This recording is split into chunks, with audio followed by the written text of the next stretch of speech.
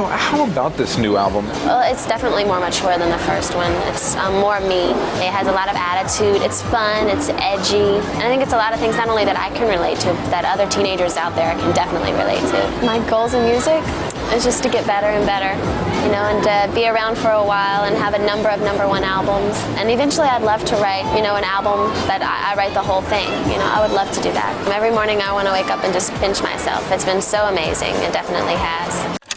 Some shows I have like all college guys out there. Some shows I have all teenagers and young girls. It's a variety of a lot of different people, I think.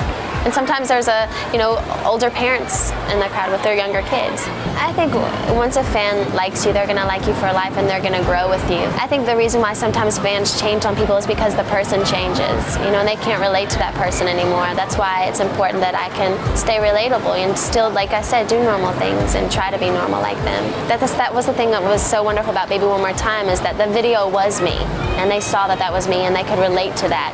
You know what I mean? That's when people, they continue their success and they start doing all these weird, crazy things, and then they can't relate to that person anymore. I think you just try and be you. You know, when you try to be sexy, you're not sexy. You just try to be you and be yourself, and hopefully people dig that and they find that attractive. That's definitely not what I thought it would be, yeah. I mean, there's a lot of hard work in it that I didn't realize that there was, but I don't know, of course it has its highlights and it has its downsides as well. Just being away from my family in general and the lack of privacy, definitely. Just wanting to go out and do normal things and not being able to. You know, at first it's okay because it's like, oh my God, this is cool. They're recognizing me. I'm famous. Da, da, da.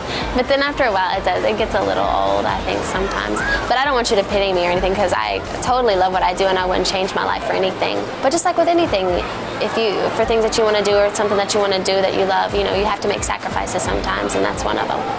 Well, of course there's going to be people that are going to criticize the song, or the critics or whatever, but you know what? Anybody who that's their job is to criticize people, it's like, I think that's a little messed up. My main focus is to make sure that my fans are happy. That's what matters to me. I just try to do my thing, try and be me and have fun.